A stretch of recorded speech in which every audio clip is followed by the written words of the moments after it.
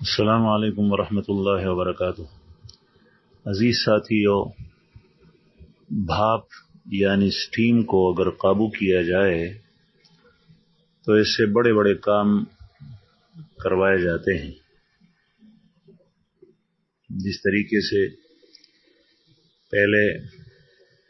Rail گاڑی اور train کے جو انجن ہوتے تھے اس میں بھاپ اور سٹیم کو قابو کیا جاتا تھا تو اس سے انجن چلتی تھی اور انجن کے پیچھے بوگیاں اور ڈبے ہوتے تھے، وہ ہزاروں افراد کو ایک شہر سے دوسری شہر منتقل کرتے تھے، اور یا اس کے اندر بھاری سے بھاری مشینیں اور سامان لادا جاتا تھا اور ایک جگہ سے دوسری جگہ آسانی کے ساتھ پہنچائی جاتی تھی۔ یہ اس وجہ سے کہ اس بھاپ کو قابو کیا گیا ہے اور اس سے کام لیا جا رہا ہے۔ یا آج کل اس کی مثال ایسی ہے جس طریقے سے بجلی ہے قوت، اس کو قابو کر کے اس سے کتنے کام لیے جاتے ہیں۔ بڑے بڑے بھئیے، مختلف قسم کے کارخانے، بڑی بڑی مشینیں، گھروں کے اندر گرمی سردی میں مختلف قسم کی اشیاء اور مشینیں، پنکھے، فریج، ایئر کنڈیشن وغیرہ جو تقریباً ہر کسی کو معلوم ہے اس سے چلائی جاتی ہیں، لیکن یہ اس کے قابو کے کرنے کے بعد اور تاروں میں سموئے جانے کے بعد محفوظ طریقے سے۔ لیکن اگر اس بھاپ اور بجلی کو آزاد چھوڑ دیا جائے تو ایک ٹکے کی چیز نہیں، اور یہ بھاپ اس کی ایک ٹس کی آواز بھی نہیں آتی اور وہ ختم ہو جاتی ہے، محلول ہو جاتی ہے فضا اور ہوا میں، اور اس سے کچھ بھی فائدہ نہیں ہوتا، بلکہ الٹا بجلی سے تو نقصان ہو جاتا ہے۔ اگر اس کو تاروں سے باہر کر دیا جائے اور اس کو قابو نہ کیا جائے اور محفوظ طریقہ اختیار نہ کیا جائے تو شاید اس سے کتنی اموات واقع ہوتی ہیں۔ بالکل اسی طرح اگر انسان اپنے نفس کو، غصہ کو، زبان کو قابو کرے تو غصہ کو قابو کرنے سے انسان کی کتنی ترقی ہوتی ہے۔ زبان کو قابو کیا جائے تو انسان کتنا قیمتی بن جاتا ہے، یا کم از کم اس کی بے وقوفی کسی پر نہیں کھلتی، یا یہ زبان کی شر سے محفوظ ہو جاتا ہے۔ اور پھر ان سب کی بنیاد ہے اور جڑ ہے اور سرغنہ ہے، وہ ہے نفس۔ اگر اس نفس کو قابو کیا جائے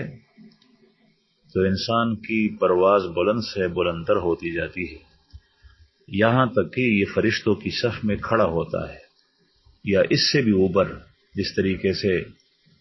ہمارے پیارے پیغمبر محمد رسول اللہ صلی اللہ علیہ وسلم مخلوق میں سب سے افضل ہے۔ لیکن اگر اس نفس کو شتر بے مہار کی طرح آزاد چھوڑ دیا جائے تو فائدہ کی بجائے نقصان کا باعث بنتا ہے، اور دنیا میں بھی نقصان ہوتا ہے، آخرت میں بھی نقصان ہوتا ہے، یہاں تک کہ یہ نفس انسان کو کسی جگہ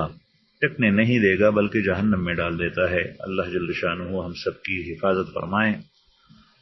تو بہرحال یہ رمضان المبارک کا مہینہ نفس کو قابو کرنے کا بہترین مہینہ ہے۔ کھانے سے ہم نفس کو روکتے ہیں، پینے سے ہم نفس کو روکتے ہیں، بھوک لگی ہے، پیاس لگی ہے، اور حلال طریقے سے خواہشات نفسانی سے اپنے نفس کو روکتے ہیں۔ اس رمضان کے اندر اپنے نفس کی اصلاح کی فکر کرنی چاہیے اور اس کے قابو کرنا چاہیے، اور رمضان ہی کے اندر جو عبادات ہیں اس سے نفس کے قابو کرنے کے طریقے سیکھنے چاہیے۔ یا پھر سعادت مند ہے وہ لوگ جن کا کسی سے تعلق ہے کہ سال ہا سال مسلسل جاری مجالس یا رابطوں کے ذریعے سے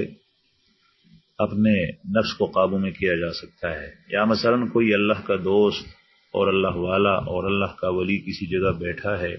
دور دور سے آئے ہوئے بندگان خدا اس کی مجلس میں آ کر اپنی اصلاحی پیاس بجھاتے ہیں